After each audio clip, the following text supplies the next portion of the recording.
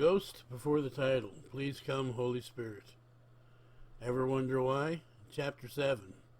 RFID, Radio Frequency Identification and the Mark of the Beast.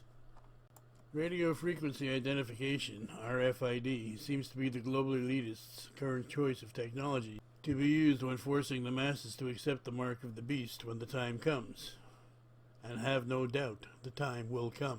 The NWO makes such a big deal about RFID, they want people to think radio frequency identification technology is something new. When the fact of the matter is, RFID is the exact opposite of new. In fact, it is very old technology. World War II and before old technology.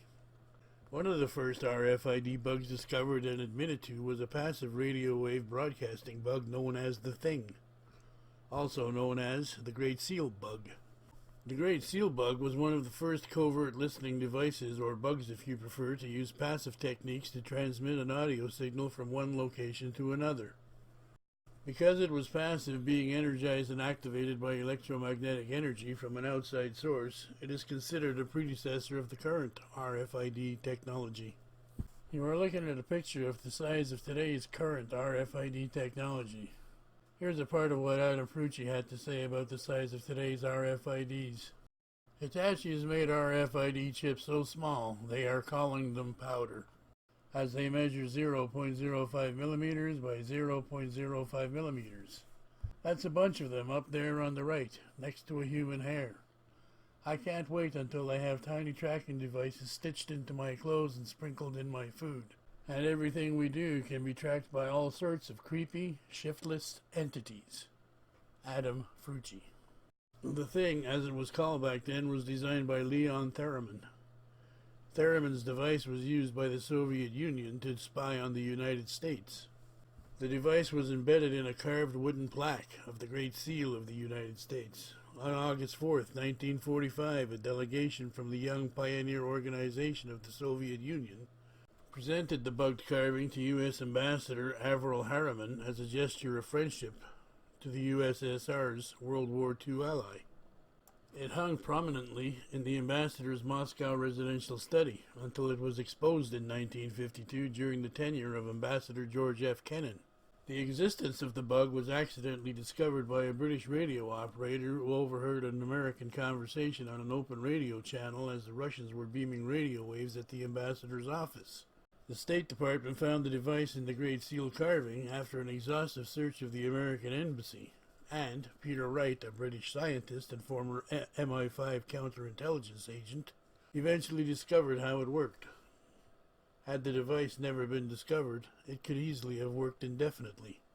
Wikipedia, http://en.wikipedia.org/wiki/thing_% 28 listening_device%29. RFID has come a long way since the 1940s. Dr. Mary Stuart Ralph, Ph.D., published a book called The New Money System in 1982. In her book, Dr. Ralph exposes the truth behind the sinister plans the NWO have in store for the masses. She explains how the RFID chip was perfected for human implantation in the early 80s. In her book, The New Money System, she reveals the diabolical details of the methods they will use to mark and control the masses, so that no man might buy or sell but he that has the character, or the name of the beast, or the number of his name. Revelation 13:17. Dr. Ralph was definitely way ahead of her time and very well informed about the global elitists' microchip implantation plans for human beings. And in her book, Dr. Ralph also explains how the NWO will eventually impose implanting every single living human being with a microchip, either voluntarily or forcefully. The microchip the New World Order plans to use for human implantation was perfected way back in the 1980s. Think about it. That's over 30 years ago. Nobody wanted it back then, and nobody wants it now. Worldwide mass resistance has prevented its implementation. But the NWO works in very methodical ways. They know the resistance to their plans to implement the Mark of the Beast will be met with opposition from the masses. That is why they slowly increment their plans in very small steps. Take the UPC, Universal Price Code symbol, also known as the barcode, as an example. The barcode was originally met with opposition when it was first introduced. It was discovered that there was a hidden 666 present in every barcode. So what did the elitists do?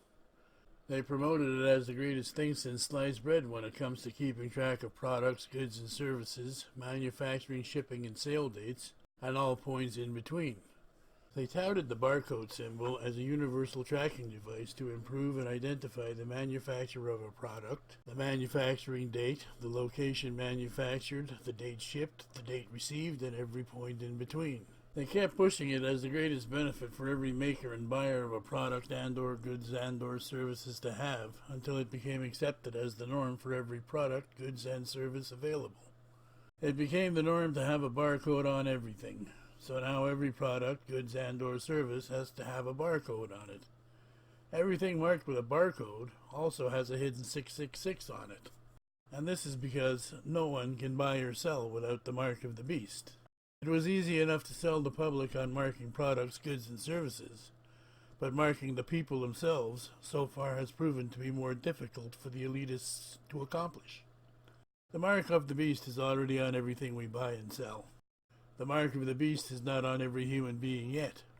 And I say yet because they are constantly working towards the day when they can, and they will, force every single human being on this planet that they possibly can to accept the mark of the beast.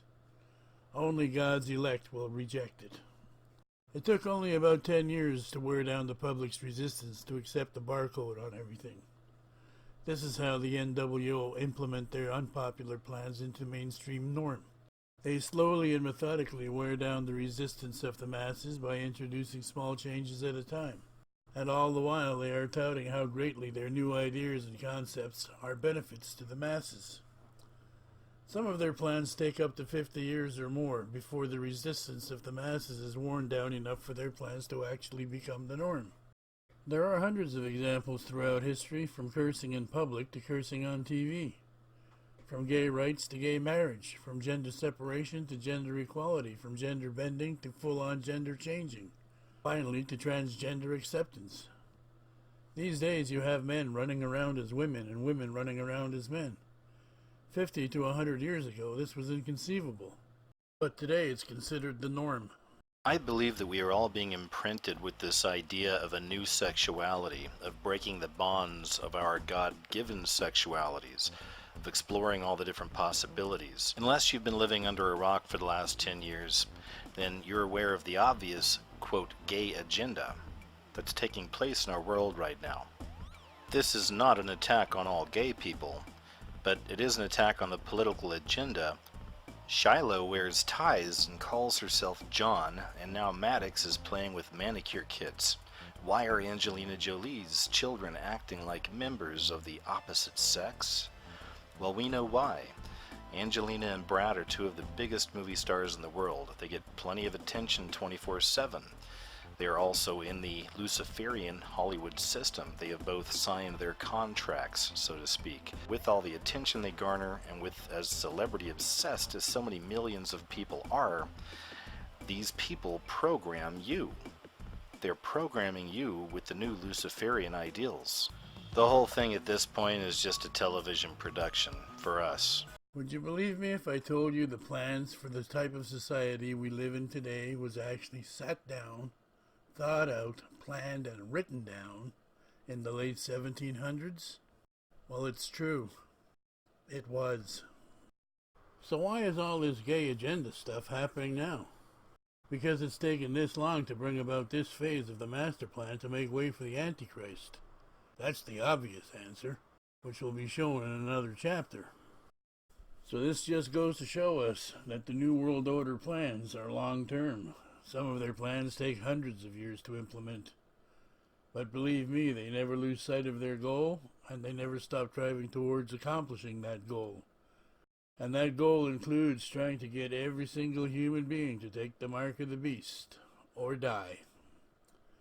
But getting back to our modern-day society of transgendered boys and girls washrooms and transgendered girls and boys washrooms, But the whole idea really is to destroy the masculine while at the same time exalting the feminine. Now this has all been perverted and distorted. I get into some of this in some of my other videos on goddess worship. You've probably seen a lot of this goddess worship theme coming up in our culture and media, music videos, you name it. It's all over the place. It is being used to subjugate the men. Who knows how low a man will go to be president, or what exchange shall a man give for his soul? Matthew 16:26. Is Obama a Muslim, a Christian, or a Luciferian? John McCain has not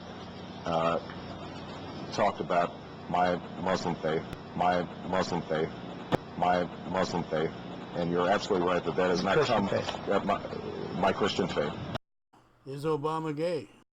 Is Michelle Michael? Distinguished guests, and men and women of the finest military in the world. And most of all, Admiral Mullen, Deborah, Michael and I also want to acknowledge your son Jack, who's deployed today. All of you have performed extraordinary service to our country. The Muslim faith forbids homosexuality, and the Christian faith teaches homosexuality is an abomination to the Lord. Leviticus 18:22 and Leviticus 20:13. If all this is true, then how does an alleged homosexual pseudo-Muslim Christian become president? The New World Order accomplished this by never losing sight of their final goal for world domination. It is all a part of their plan.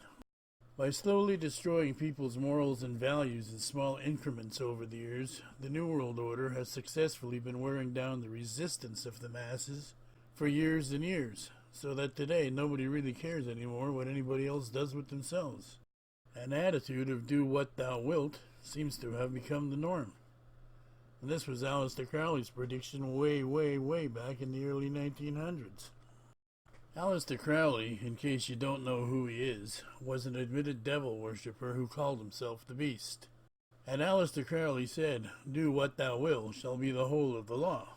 It seems today, do what thou wilt is the whole of the law. Over time, society's morals and values have been sunk so low by the New World Order, wearing down the resistance of the masses, that there is an alleged homosexual bending over for an alleged transgender man pretending to be a woman in the White House. If this is true, which it seems to be, it raises the questions. Is this man so subject to his own vanity and lust, and that of another, that he is allegedly bending over for a man pretending to be a woman? If this is so, then how much more is he, and how much more has he allegedly been and allegedly being subjected to bending over by other men not pretending to be women? How many other American, African, Indonesian, Russian, Chinese, Muslim, Christian, and Jewish men is he and has he allegedly been and allegedly being subjected to bending over for? Personally, I don't care what Obama does with his private life.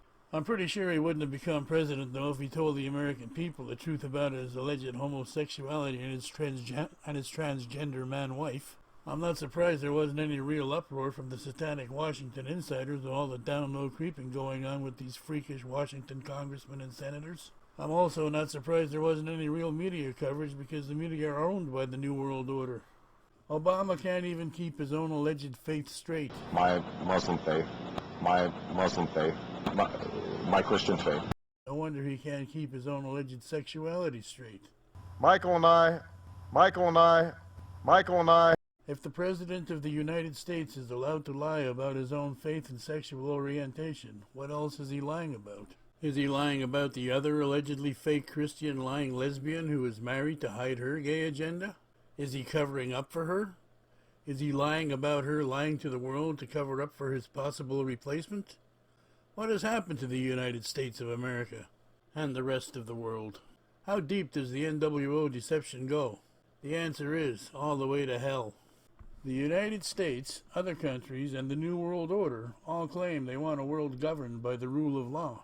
Well, if the President of the United States and other political leaders worldwide are not subject to any rule of law themselves, just think of how corrupt the New World Order's rule of law will be. There is no rule of law for the ruling families and their puppet politicians. The rule of law only applies to those who oppose them. There's one set of rules for the rich and one set of rules for the poor. We live in a lying and deceitful world, and what's worse is, we are being told so daily, and we do nothing about it. What's this news? Is Obama gay and guilty of murder? I'm sure millions of Americans still don't know the answer to this question. Let's hear what Joan Rivers had to say. And do you think that the country will see the United States will see the first gay president or the first woman president? We already have it with Obama. You know Michelle is a I'm sorry, she's a what? a transgender. We all know. Uh-oh, what's this? Joan Rivers murdered for exposing Michelle Obama as a transgender tranny? Google it. Is it possibly true Joan Rivers was murdered? I wouldn't be surprised if she was, when you consider all the other people murdered in the Obama circle. What's this? Is this more proof Obama is gay? So how does a possible murderous, pseudo-Muslim Christian homosexual become president? The answer is by neither being a practicing Muslim or Christian. Sounds more like a practicing Luciferian to me. I mean, we're talking about a guy that has actually quoted Saul Alinsky. Saul Alinsky wrote the book Rules for Radicals. You could also call this the Devil's Playbook to destroy your enemies.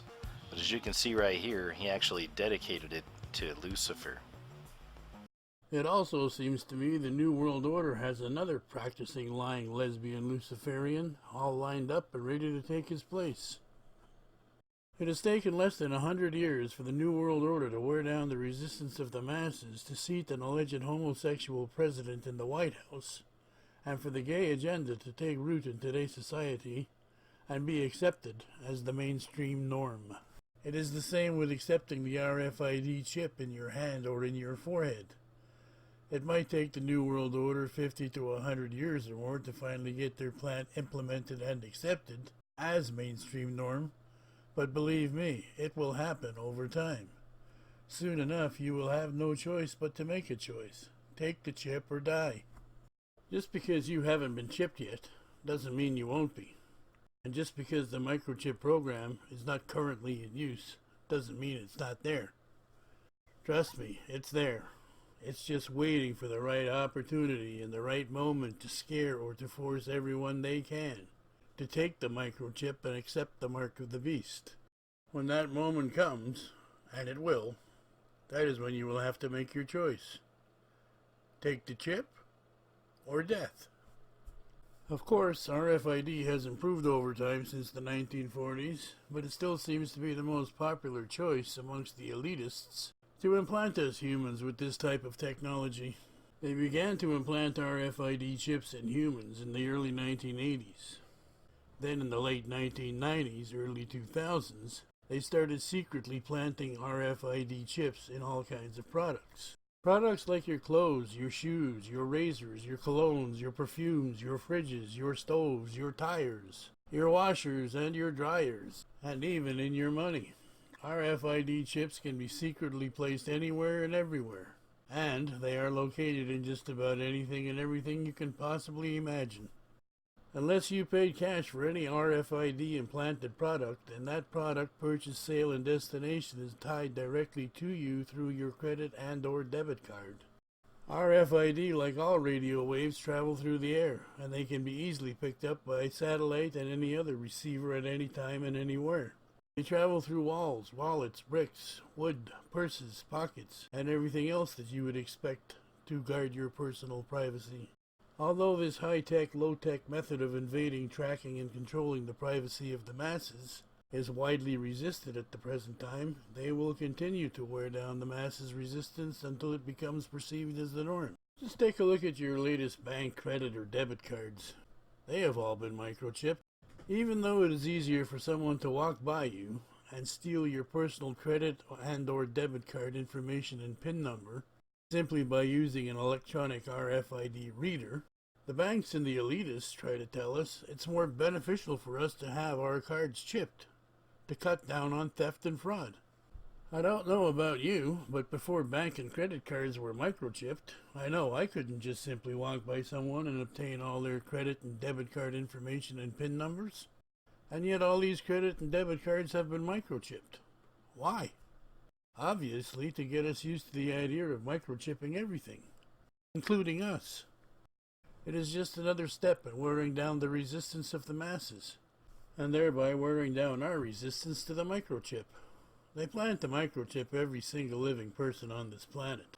They're already doing it to the animals. So how long can it be until we are next?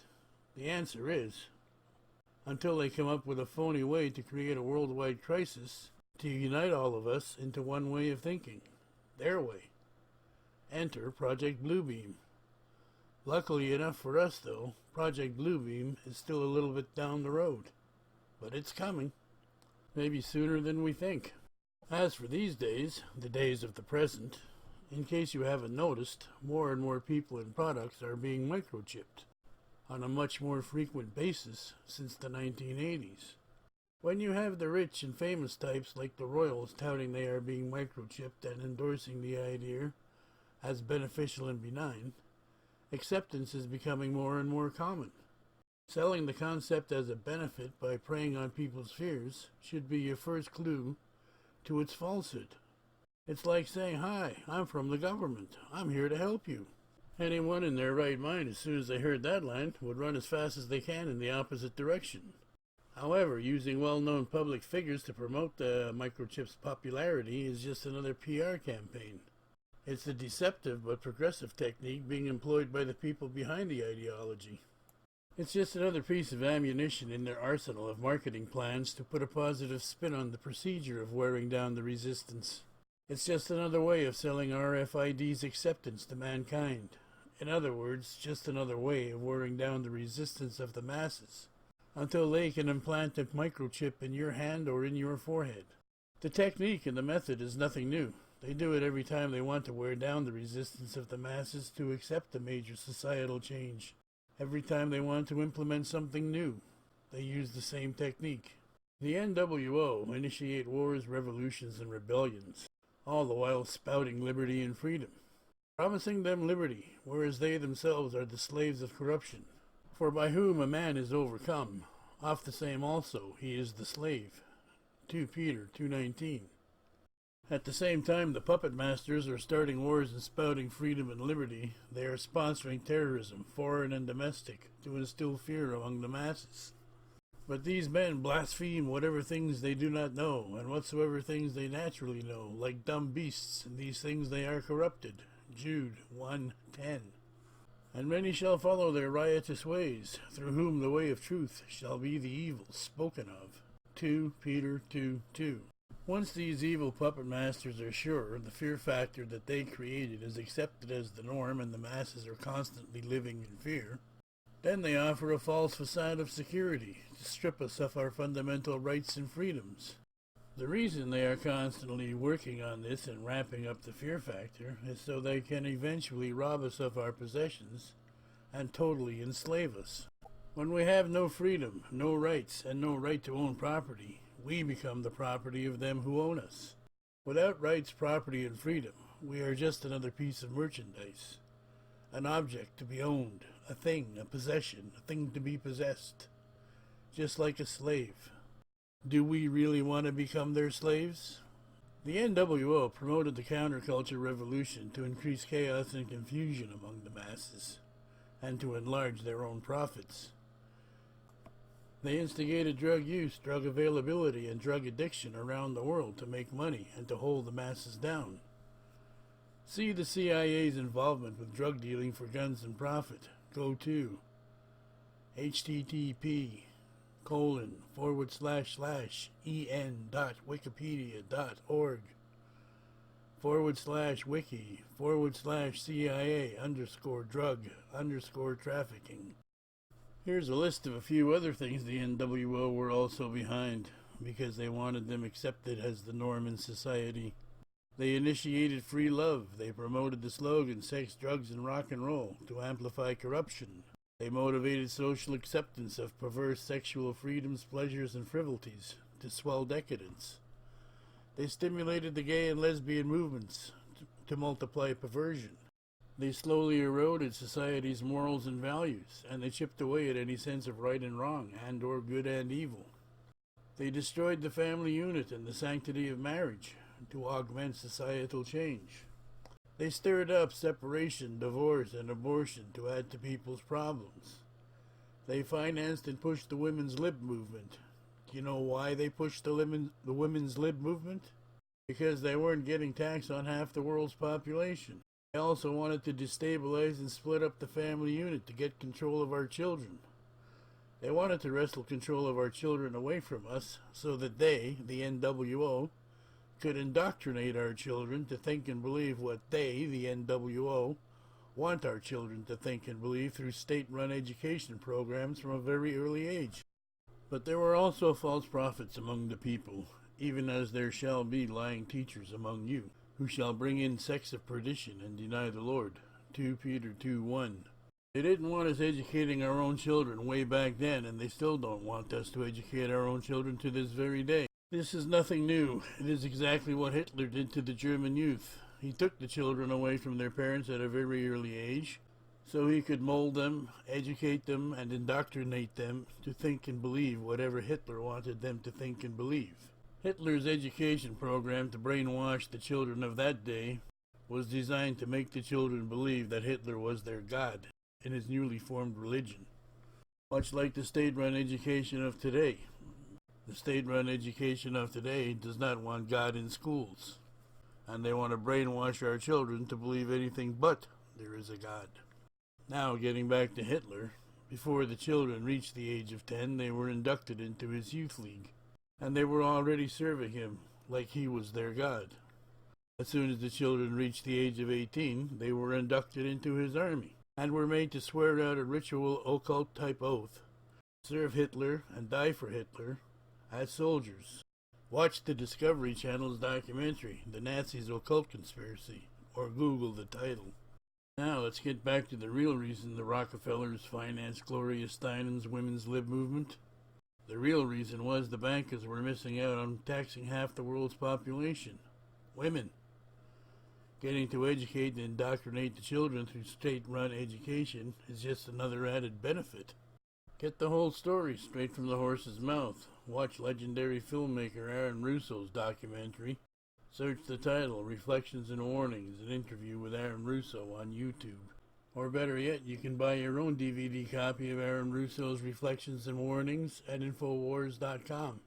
Or download a super high quality version right now at prisonplanet.tv. The following clip is just a small sample from Alex Jones's incredible film, Reflections and Warnings, an interview with Aaron Russo.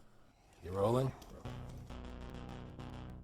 What happened on 9/11 is a phony, and we've never learned the truth about 9/11. The whole agenda is to create a one-world government where everybody has an RFID chip implanted in them. All money is to be in those chips. And this is getting me straight from Rockefeller himself. This is what they want to accomplish. Aaron, what do you think women's liberation was about? We, the Rockefellers, funded that. We funded women's lib. They do whatever they want to do. What we want doesn't matter anymore. It's their agenda, it's their plans that matter. They have all the money they want. They can make all the money they want. They have a machine that can make all the money. It's not about money. It's about control. It's about their vision of how they want to see the world. You hear George Bush saying democracy means freedom. No, democracy equals New World Order. The government, when it needed money, had to borrow it from this private bank called the Federal Reserve, which is a private bank owned by individuals, incorporated in Delaware. And so what happens is now the government borrows money from them to fund the government. Then the government says, well, we have to pay these people interest. How are we going to pay them interest?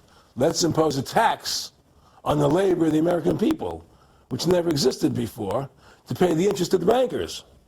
Through the Federal Reserve system, the bankers have pretty much taken control of our government. It doesn't matter Republican and Democrat anymore, because they're both the same.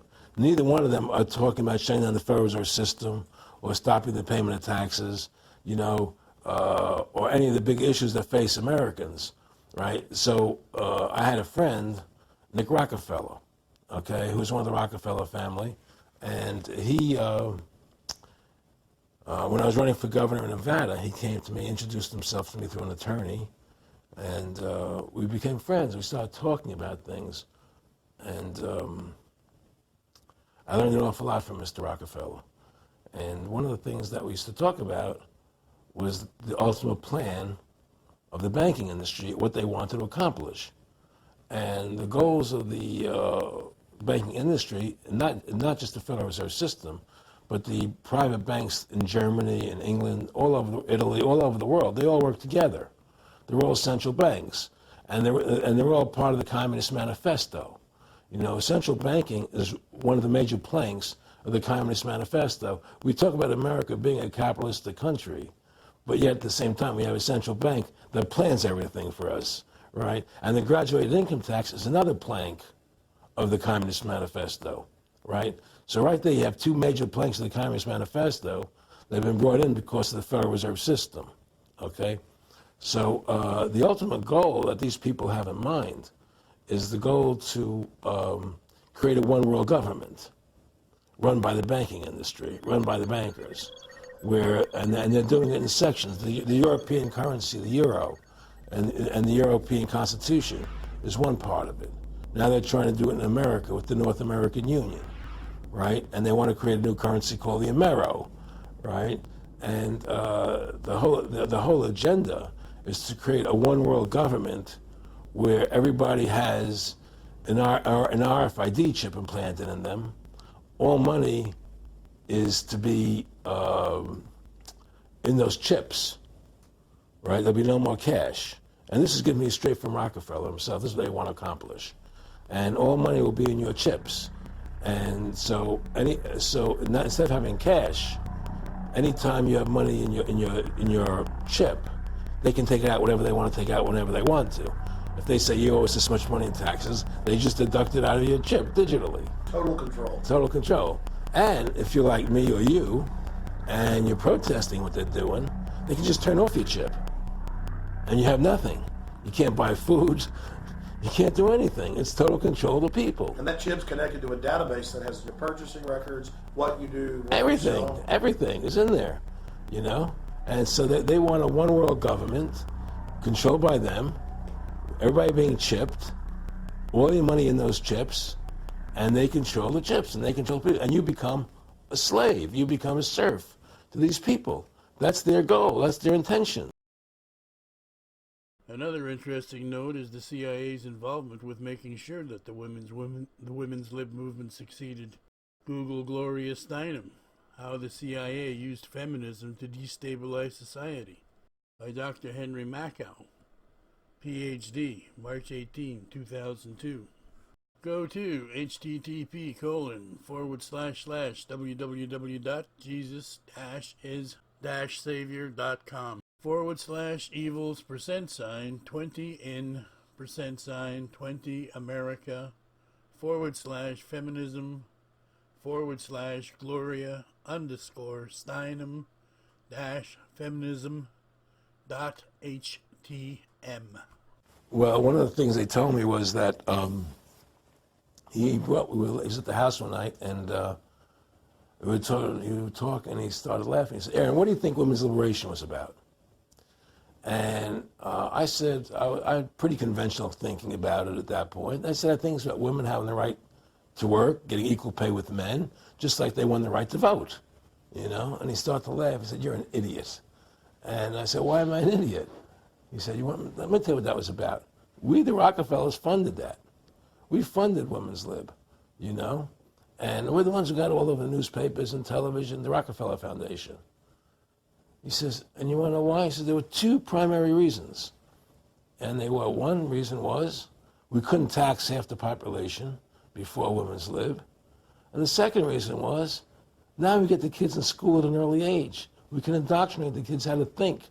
It breaks up their family. The kids start looking at the state as the family, as the school, as the officials, as their family, not as the parents teaching them. And so those are the two primary reasons for Women's Lib, which I thought up to that point was a noble thing. You know, when I saw their intentions behind it, where they were coming from when they created it, the thought of it, I saw the evil behind what I thought was a noble adventure. Aaron, did you know that Gloria Steinem, in one of her own books, now admits the CIA funded Miss Magazine? No, I had no idea about that. No, I never heard that. Yeah, we're going to CIA funded Ms. Magazine? fund Ms. Magazine with the stated goal of taxing women and breaking up the family. No kidding. I never heard that. Well, Nick told me. I mean, I know it, but not because I know the CIA was involved in it. Well, Gloria Steinem was proud of it. Oh, the CIA wanted to help women. No And kidding. so they funded it, yeah. And of course, it's divide and conquer. Right, And of what course. they do is they focus in, obviously, on real problems. Women were getting shafted in many ways, but the elite wasn't planning to help them. They were planning to really shaft them and take men away from them. Look at what they did with black families. You only had about 10% illegitimacy 50 years ago in black communities, and now it's over 90%. And look at welfare. We're going to give you some money, but you can't have a man in the house. Right. And so that was further to degrade the family. Totally destroyed. And now illegitimacy is over 50% in the general population. Right. Well, see, the whole thing is these people control the money, so they make all the rules. You understand? And they put whatever rules they want into effect. And the truth is, America has really become a socialist, communistic country. And everybody says it's a capitalistic country. It's not a capitalistic country. You know, how can it be capitalistic when you have a central bank? That's the first. It can't be. You know? Everything the NWO funds, finances, and pushes for acceptance as the norm is always done with one underlying motive. The one motive always present for these greedy people is profit.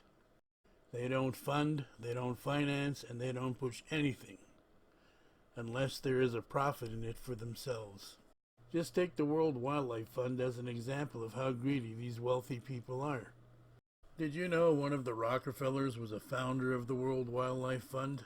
And now the Rockefellers want the poor average wage earner to support the World Wildlife Fund through monthly donations? Yes, that's right. They want the poor to help save the world's wildlife. Save it for whom? Certainly not the poor average wage earner. How often and how many poor people do you know, for example, that can afford to go on an African safari to see the world's wildlife? If the Rockefellers really cared about the world's wildlife, the Rockefellers would give up a portion of their massive wealth and take care of the world's wildlife themselves. Or the Rockefellers could always ask another one of their super rich buddy elitists involved with the World Wildlife Fund to also help out. The Rockefellers could ask Prince Bernhard of Leicester-Field, another founder of the WWF, or his wife, Queen Juliana of the Netherlands, and their family. Or the Rockefellers could also ask Prince Philip, the President Emeritus of the WWF, or his wife, Queen Elizabeth of England, and their families for monthly donations. But no, they are too greedy for that. They would rather take money from poor average people. It doesn't matter to them if the poor average people can or cannot afford to support the WWF, or whether or not the poor average people are working. None of that matters to these super rich, despicable people, as long as the poor average people give them money so they can line their own pockets, while they pretend to care about whatever charity they are asking the poor average people to support. It's the same thing with every other charity these wealthy people start. They start them so they themselves can profit from them. The very first thing these rich and greedy people do with the poor people's donations is take their administration profits, disguised as fees. Then they spend tons of money advertising how horrible all these things in the world are, things that they created, and they make us poor people feel guilty and shame us into paying for them. If the Rockefellers and the Rothschilds and the rest of these 13 elitist dynasties gave up just a portion of their wealth, there wouldn't be any world hunger or any world poverty. But let's face it, folks, based on their past track record, that's not going to happen. A seventh solution is to stop donating to charities. Most of it pays administration fees. The ruling families have set up big charities and foundations to create a friendly, charitable image of themselves and to cover up their real agenda. Big charities serve as a hiding place to launder dirty money from the drugs and weapons trade. The Queen's husband, Prince Philip, is the international president of the World Wildlife Fund, which is one of the worst offenders. I'm not saying don't give to charity. In fact, I suggest you do. But I do say be very careful about the charities you give money to. Most of the time you are just giving money to the super rich, despicable people who don't deserve or need your hard-earned money. But they'll gladly take it from you if you are dumb enough to give it to them. If you don't want to line the pockets of the super rich elitists, don't give to the charities that they are behind. They usually have words like world, or foundation, or united, or the name of a religion, a government, or country, and things along those lines somewhere in their names. The best way to avoid lining the pockets of the elitists is to research the charities you wish to give to, see who the founders are, and know who you are donating your hard-earned money to. If you are going to donate, and I suggest you do, donate locally, where you can see where your money goes. There are lots of worthwhile charities out there, like the War Amps, for example. Hospitals that offer operations and treatments, regardless of the patient's ability to pay. Hospitals like St. Jude Children's Research Hospital or the Shriners Hospital for Children. Donate to your local St. Vincent de Paul or your Salvation Army thrift stores, or your local hospital, church, library, food bank, or soup kitchens, and other charities like that, where the money, clothes, or time you donate actually makes a difference to those in need. By donating locally, you won't be lining the pockets of the Rockefellers or the Rothschilds or any other super rich elitists who don't deserve or need your money. The charities the super rich are behind and run are the charities where the needy people get next to nothing from your donations. So think about that next time you donate. Donate locally, and you will know where your donations. Don't give the ruling families any more money than you have to. The ruling families want to microchip every single living soul on this planet. Over time, the ruling families have slowly degraded mankind's morals and values in order to usher in their new world order. These 13 families have suppressed, encouraged, and brought about more changes to society than what we have already discussed. I've mentioned how they wear down a society's resistance to everything they want to implement in very small, timely increments, step by step and drop by drop, until society's resistance is so worn down it'll do whatever the NWO wants it to do. They bend, break, shape, corrupt, and terrorize everything they set their sights on until whatever societal change they want implemented is accepted as the norm. RFID chips are being touted as harmless and beneficial under false pretenses. Their true purpose is to force every person they can to take the mark of the beast and ensure all the masses fall into line to worship their one world God, the Antichrist, whose coming is according to the work of Satan in all power and signs and lying wonders. 2 Thessalonians 2:9. And it was given unto him to make war with the saints and to overcome them. And power was given him over every tribe and people and tongue and nation. Revelation 13:7. RFID chips will help the rise of the Antichrist because they will strip us of what little privacy we have left. They will monitor and trace every move we make and every breath we take. RFID chips will also constantly keep track of every product we buy or sell. They will also be monitoring us and our whereabouts 24/7, 365. It is only a matter of time until this becomes reality. And the NWO succeed in wearing down the resistance of the masses to make human implantation of microchips accepted as the norm. It will become an everyday occurrence for people to take the mark of the beast. If you value your soul and the souls of your loved ones, no matter what happens, don't do it. Don't take the mark of the beast. If you don't believe you have a soul, then you should ask yourself, why does the NWO want to microchip me? And why does the Bible say no man shall buy or sell without the mark of the beast? Whether or not you believe you and your loved ones have souls, believe me, you do. I know you and your loved ones have souls, and so does the NWO. Whether or not you believe it is irrelevant to them, as long as they can make you take the mark of the beast. I'm telling you right now, don't do it. Even if it means giving up your life, your soul is worth more. And I say to you, my friends, be not afraid of them who kill the body, and after that have no more that they can do. Luke 12:4. And do not fear them that kill the body, and are not able to kill the soul, but rather fear him that can destroy both soul and body in hell. Matthew 10:28. Jesus also said, no greater love has he than he that would lay down his life for another. At least that's what John 15:13 used to say.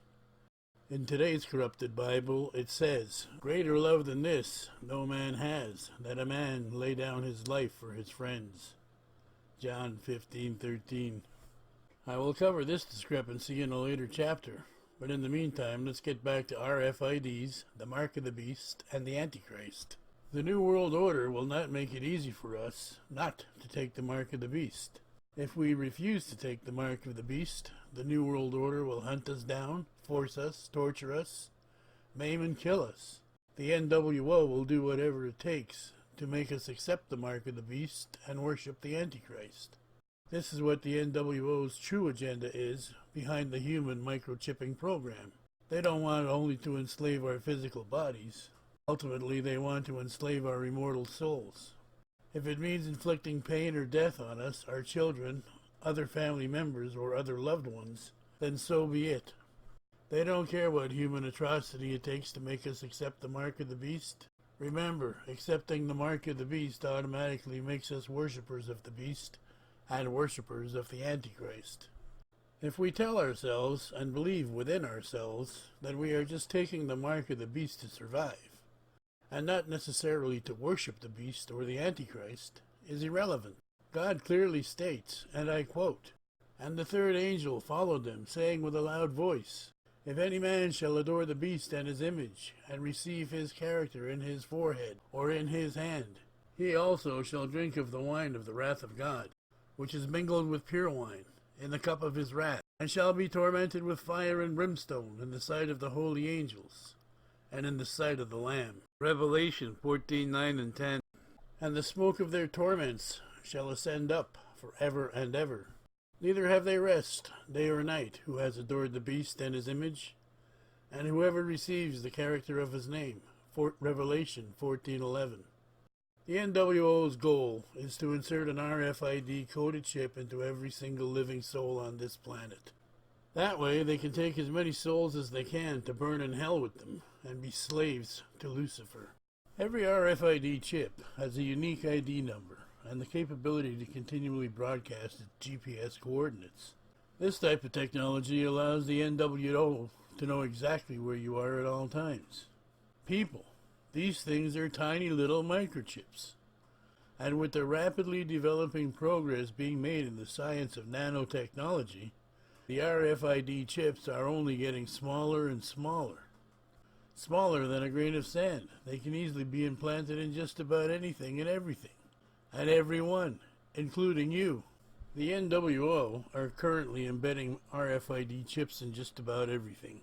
They'll embed the RFID chips in the seams of your jeans, in the label of your dress, in the soles of your shoes, in the cuff or collar of your shirt, or in the hem of your pants.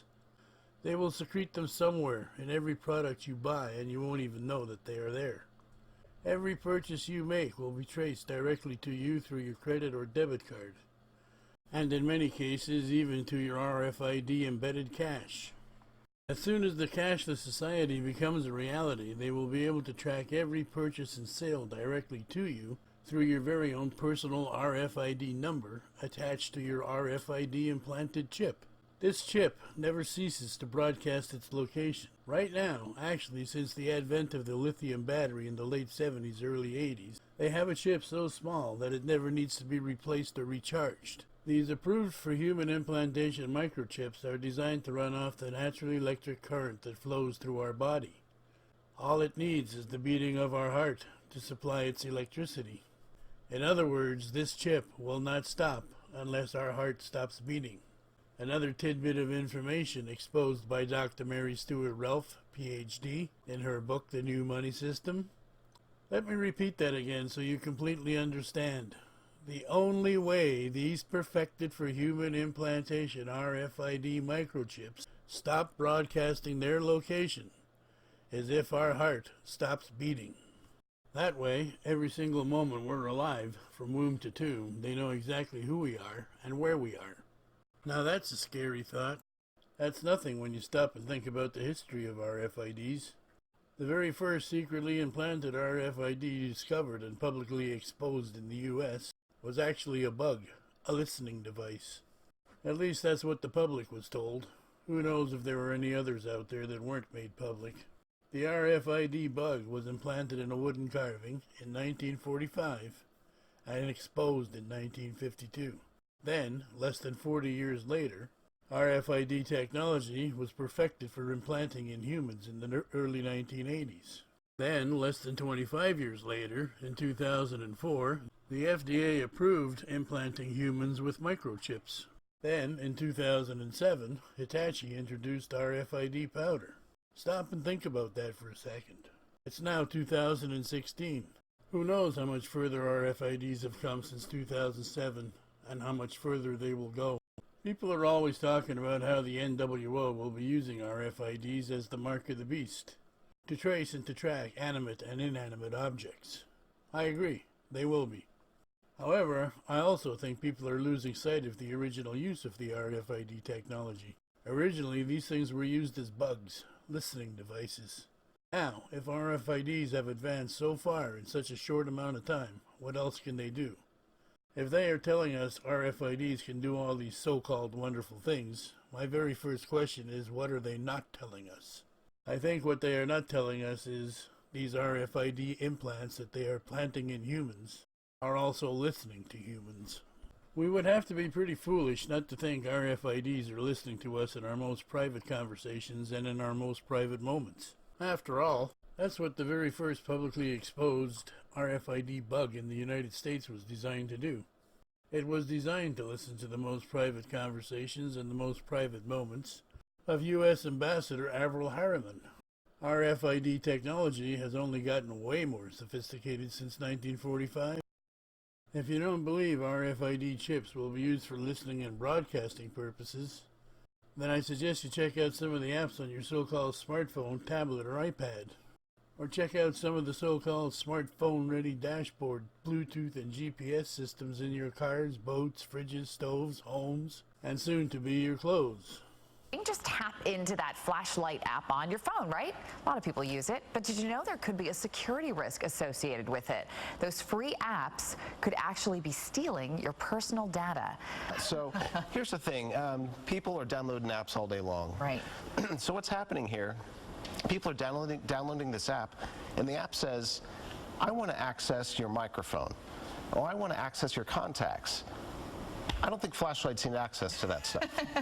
So it will ask you these questions, the app will ask you these questions, and then unknowingly you will agree to it? Well, nobody reads these things, and that's the problem. So, you know, anything that's free can be dangerous. So you really have to stop and ask yourself, does a flashlight need to access my contacts? So what happened here, a whole bunch of people's phones are being compromised, data's being sent to China, and they're mining all of your personal data.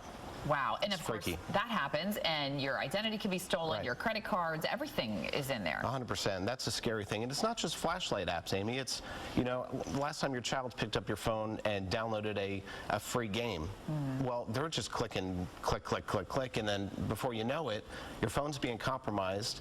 They know your GPS location because that's turned on. They can listen into your phone conversations via the microphone. They can even turn on the camera and take pictures of you. Before you throw away, give away, or sell your old phones, watch this. Before you upgrade to a new device, though, be careful with what you do with the old one. Even if you erased it, it could still come back to haunt you. How many of you got a new smartphone recently? What are you planning to do with the old one before you sell it or toss it in the recycle bin? Yeah, I just went through and deleted a lot of stuff that I thought might be embarrassing or, you know. Removing personal data is the smart thing to do. You wouldn't want passwords and other secrets falling into the wrong hands. So I have a phone, and it's got a feature on it that says delete, erase everything, and I do that. Is everything really gone? Well, sometimes. Here's where you might want to take a deep breath. We go down here to reset. Delete doesn't always mean delete. All of that data may be subject to recovery. Mark Lanterman is a whiz at drilling into phones and striking pay dirt. The phone numbers are here for... Police, the FBI, corporations all come to him when they need a phone mined for evidence. Samsung Galaxy. They're inadvertently keeping a snitch in their pocket. It's unnerving, even scary, Someone's looking at Fox Sports. to see how much of your life story can stay on your phone after you thought it was wiped clean. Does your Hotmail password begin with the letter G and end with an exclamation point? Yes, it does. Seth Gow works for Fox 9.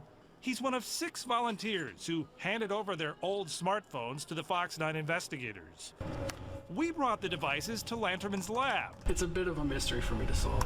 It didn't take his forensic experts long All of his Twitter information, to find lots of interesting Facebook credentials. stuff. I have someone's voicemail account that I can get into. Downright alarming, in fact. I know where that phone has been every minute of every day for months. Ooh, this one's talking to me. One of our test phones is from a friend of a Fox 9 employee. It was erased before we got our hands on it.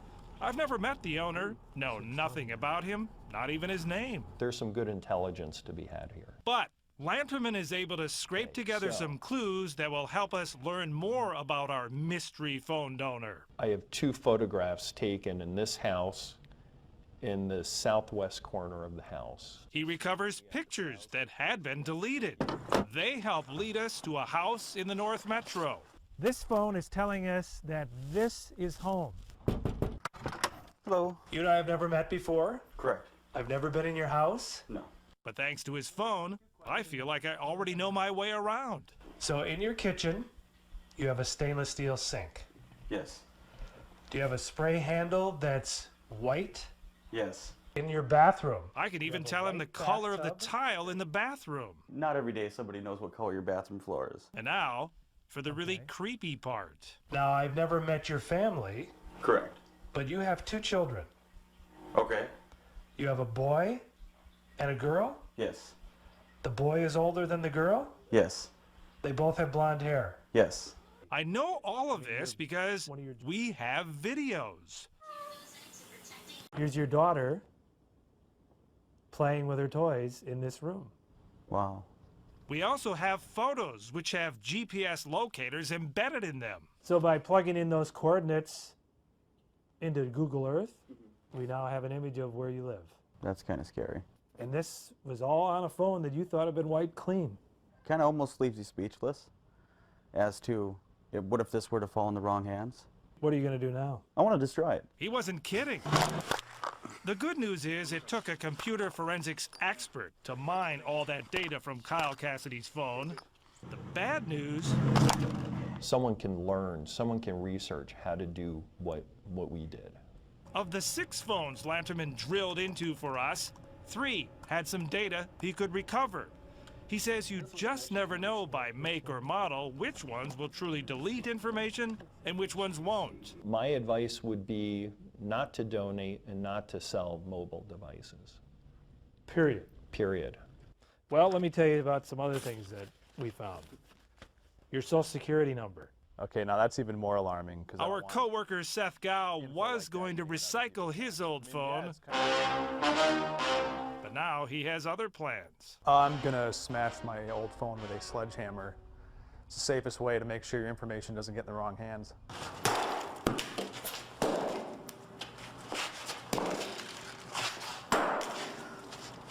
Do you really need to resort to this for security? Our computer forensics expert says yes. Do you still think RFID microchips don't have the ability to spy on you without your consent or your knowledge? Wake up. They can and they do. Makes you wonder what the NWO will do with the information.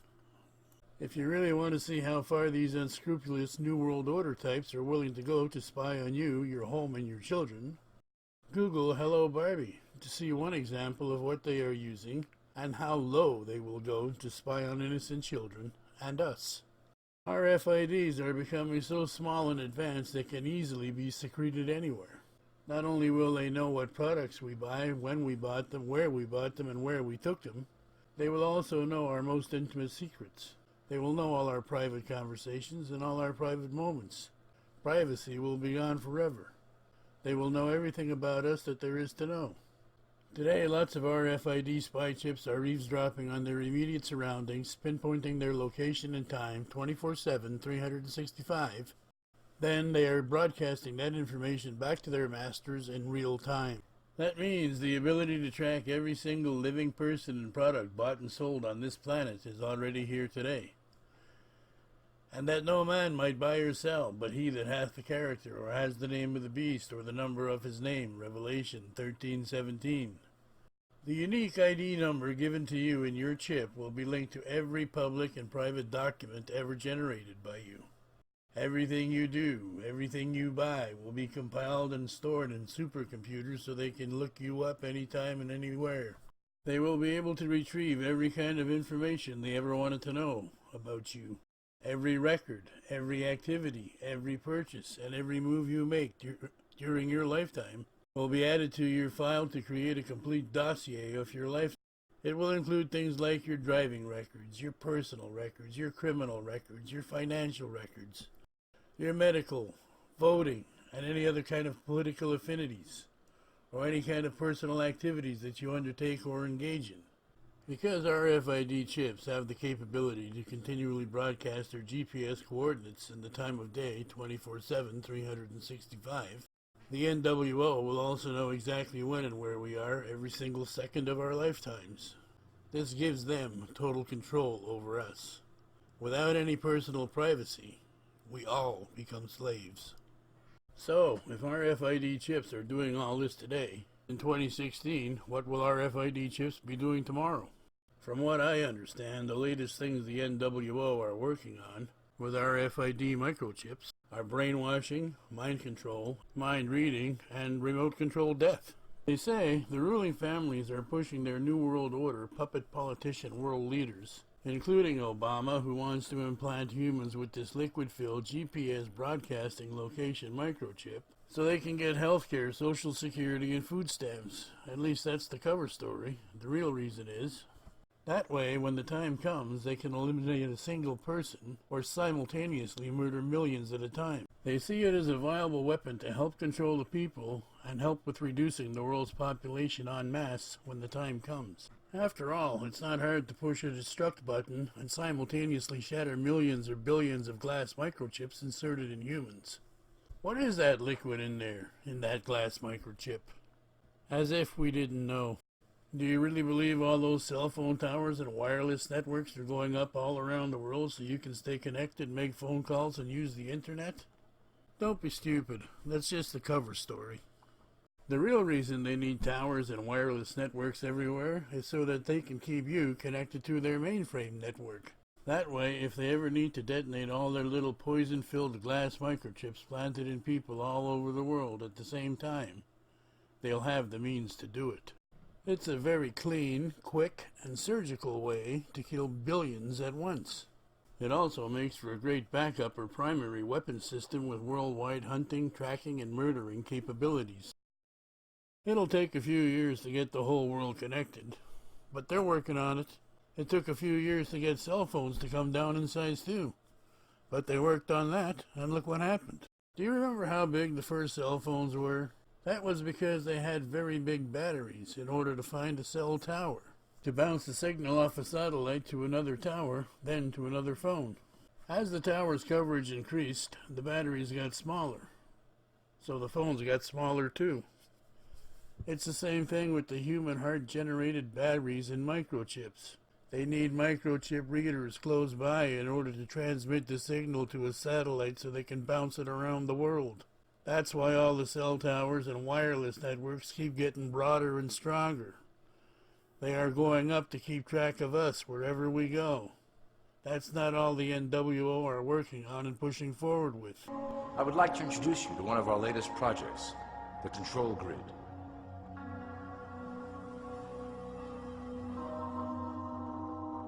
Since ancient times, it has been the desire of the Illumines to wield control of the masses below, both to protect us from them and them from themselves.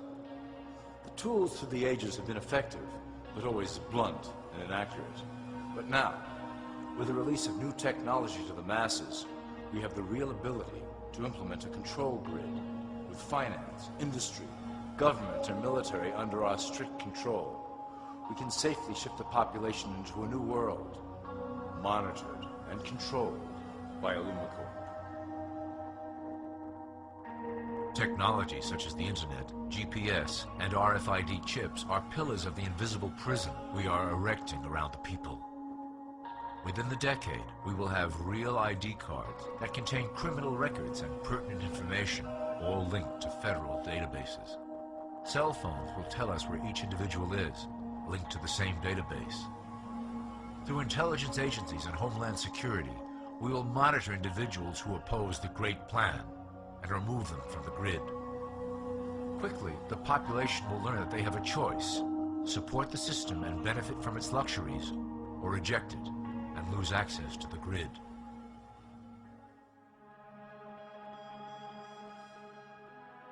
They are also searching for the God particle, and they claim they might have found it. Have you never heard of the subatomic particle called the Higgs boson? Or the 27-kilometer-long Large Hadron Collider Complex, based at CERN Labs in Switzerland? If not, then I suggest you Google them. They are also looking for a way to separate the soul from the body. I also know quantum computers are coming online. Boy, that'll certainly help advance the New World Order's plans for total control and world domination. If you ask me, I think they're an abomination. They believe, or think they believe, they are as great or greater than God. Sounds familiar, don't you know? Vanity of vanities, and all is vanity, saith the preacher. Vanity of vanities, and all is vanity. Ecclesiastes 1:2. End of Chapter 7, Part 1. All honor and glory to God.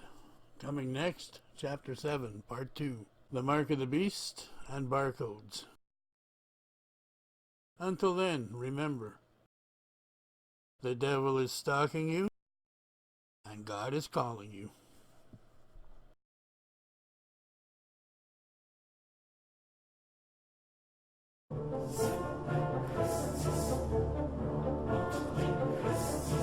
The ghost before the title. Please come, Holy Spirit. Ever wonder why? Chapter 7, Part 2. The Mark of the Beast and Barcodes.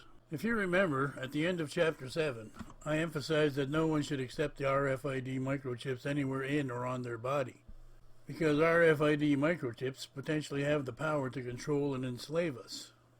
We discussed how they are becoming more and more powerful as they become smaller and smaller, and how they could be used for brainwashing, mind control, mind reading, and remote control punishment and murder. We also covered how the NWO elitists are also searching for the God particle and looking for a way to separate the soul from the body.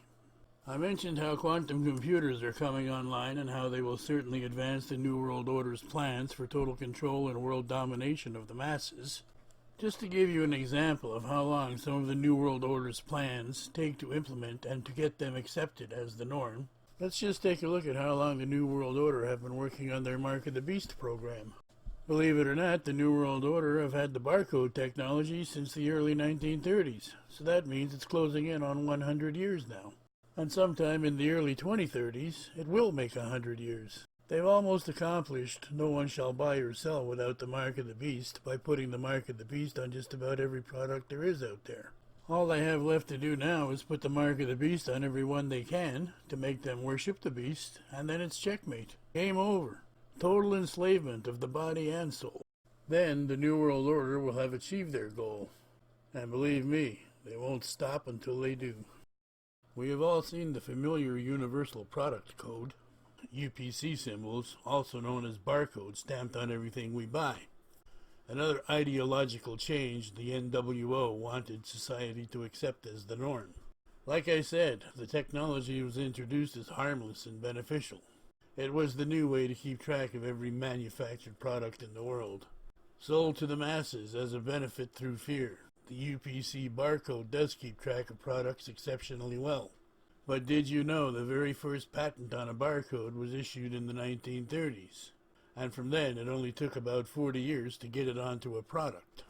The first UPC barcode marked item ever scanned at a retail checkout was at the Marsh Supermarket in Troy, Ohio, at 8:01 a.m. on June 26, 1974, and was a 10-pack, 50 sticks of Wrigley's Juicy Fruit chewing gum.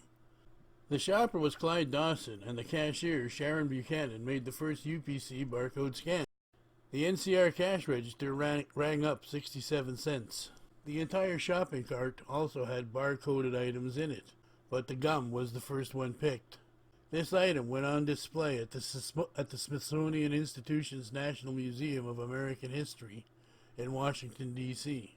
Source Wikipedia, https://en.wikipedia.org/wiki/universal_product_code. At the time, the NWO thought businesses would willingly embrace the progress and the new technology. They were wrong. Businesses were initially opposed to the idea. Like I said earlier, it was discovered there was a hidden 666 in every barcode. But this wasn't the only reason businesses were opposed to the progress and the new technology. Businesses didn't want to bear the cost of installing the computerized systems and the cost to maintain them. Wearing down the majority of the business's resistance to this idea was taking too long. The New World Order didn't like that too much, so after about 10 years, the New World Order forced businesses worldwide to accept the UPC barcode system or go out of business. In a short amount of time, they made the UPC barcode symbol a necessity for major manufacturers to stay in business. Every major manufacturer in the world was forced to put the UPC symbol on its products or close down. Smaller businesses and retailers were also forced over time to get with the program or get out of business. So the Universal Product Code barcode system unwillingly became the cost of doing business. Like I said, it took only about 10 years, and the NWO wasn't above using force to get barcodes accepted as the norm. Soon it'll be the same thing with RFID chips implanted in your hand or in your forehead. The New World Order will not hesitate to use force to make you take the mark of the beast. Today, barcodes are the norm. Tomorrow, it'll be RFID chips in your hand or in your forehead. Major and minor businesses alike consider putting the UPC barcode symbol on every product as a cost of doing business. And let's face it, they do keep track of products right from the manufacturer all the way to the store shelf. And now, manufacturers are secretly placing all kinds of RFID chips in and on all kinds of products. So nowadays, they are tracking products beyond the store shelf right to your very home or any other destination. Many people, including myself, believe the Universal Product Code barcode symbol also contains the number 666. If you don't believe the number 666, the mark of the beast, is secretly hidden in the Universal Product Code barcode symbols, you should read Dr. Mary Stuart Ralph's best-selling book, The New Money System. Her expose of the New World Order will open your eyes. It's a great read, and you won't be able to put it down. I firmly believe Dr. Ralph was filled with the Holy Spirit when she wrote the book. Dr. Ralph herself credits divine intervention, which enabled her to publish such an accurate work so far ahead of its time. She is truly a gifted and insightful woman. I was truly blessed to be directed to buy her book when it was published in 1982. To this day, I have not forgotten the valuable teachings I learned from her book. Thanks to Dr. Ralph's dedication, work, research, and writings, I was extremely enlightened as to how despicable the plans of the New World Order are for the masses. Dr. Ralph also covers a lot more than the association between RFID microchips, barcodes, and the mark of the beast in her book. If you haven't read her book, I strongly suggest you do. Do whatever you can to get a copy of it for yourself. Use it for your own reference sake. You will not forget the lessons to be learned from her book, and you will want to share and pass down the knowledge she exposes in her book to your children, grandchildren, and everybody else you know. You should be able to get a copy of the book using the following information. Book title, The New Money System. Author, Dr. Mary Stuart Ralph, Ph.D. Format trade paperback. Dimensions 272 pages. Published January 2nd, 1982. Publisher, League of Prayer Incorporated. The following ISBN numbers are associated with her book. ISBN-10:0960798617 and ISBN-13:97096079861 I would like to share, if I may, a few pages directly from Dr. Ralph's best-selling book, The New Money System. I would suggest you might want to freeze the next few frames. It'll definitely help you follow along as we go through them. But the best thing to do is to use the information I gave you to get your own copy of Dr. Relf's book, Breaking Down the Universal Product Code. The first glimmer in the breaking of the barcode marking system came when I obtained a set of bars representing the numbers 0 through 9. This optical character recognition, OCR, B-font, identified bars, lines, or marks for numbers. With this conversion chart of bars for numbers, it became apparent that two uniform lines were being used to depict the number 6 in the Universal Product Code's most commonly used barcode. See Figure 1, 2, and 3. Figure 1. Figure 1 shows marks, bars, in the symbol identified by numbers at the bottom, except 3 sets of 2 uniform bars, which appear identical to 6. Figure 2. The only marks unidentified by numbers in this basic UPC design are shown isolated in positions 1, 2, and 3. Figure 3. A visual inspection of the 3 always unidentified bars compared to the bar UPC identifies as 6, isolated. Figure 4. Sets. Set 1 is designated by the number 1. Set 2 is designated by the number 2. Set 3 is designated by the number 3. Figure 5. Set 1 isolated. Figure 6. Set 2 isolated. Figure 7. Set 3 isolated. UPC Design Number 1 and 666. Design Number 1. Figure 8 is a copy of what I am calling Design Number 1, the most frequently used UPC symbol. Some absolutes governing its construction are: Number 1. The only marks in Design Number 1 unidentified by numbers beneath will always be constructed as 3 sixes from Set 2. The design is always divided into 2 sides, separated in the middle, and enclosed on both sides by uniform marks constructed as 666 from Set 2. Look at the marks for number 6 in Set 2. Number 3. 10 bold numbers are always printed beneath this design. Number 4. Only marks for Set 1 and 2 are used in this design. Number 5. The 10 bold numbers appear 5 on either side, as here 11230 on side A and 80101 on side B.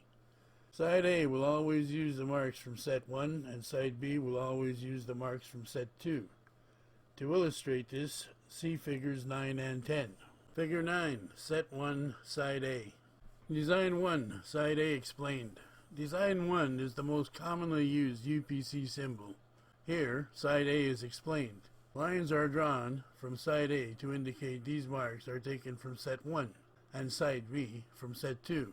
Side A always uses marks from Set 1 when 10 bold numbers appear beneath the symbol code, 5 on either side, which indicate that this is UPC Design 1.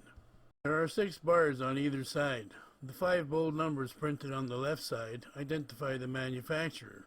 The small 0 is a system number. The 5 bold numbers on the right side identify the product, and the small 5 is another coincidental number. It must have 6 on either side.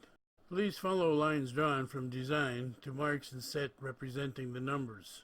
You must see this to understand how to decode the symbols. Figure 10, Set 2, Side B. Side B always uses marks from Set 2 when 10 bold numbers appear beneath the code. 5 on either side, which indicate this UPC Design Number 1. Follow lines from design to marks in Set 2 representing the same numbers.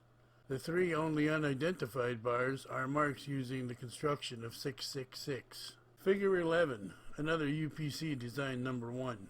10 bold numbers are at the bottom, 5 on either side. Numbers on Side A are represented by marks from Set 1. Numbers on Side B are represented by marks from Set 2. Note the 6 on the right side represents the next to last character depicted as 6. It appears just as the last character depicted, unidentified 6. But it has to do with a check number and is not a part of the unidentified code of bars depicted as 666. Anytime the number 6 is identified anywhere in the body of the symbol, it has nothing to do with the 3 unidentified bars forming the framework. I recommend that you now go to your shelves and take out the canned goods or other items and begin decoding the UPC signs. Number 1, which print 10 bold numbers at the bottom. off the symbol, indicating it is design number 1. You will find the 666 code in every symbol. UPC design number 2 and 666. Since one basic design could possibly be cracked, there had to be others to assure its continued secrecy to the general public.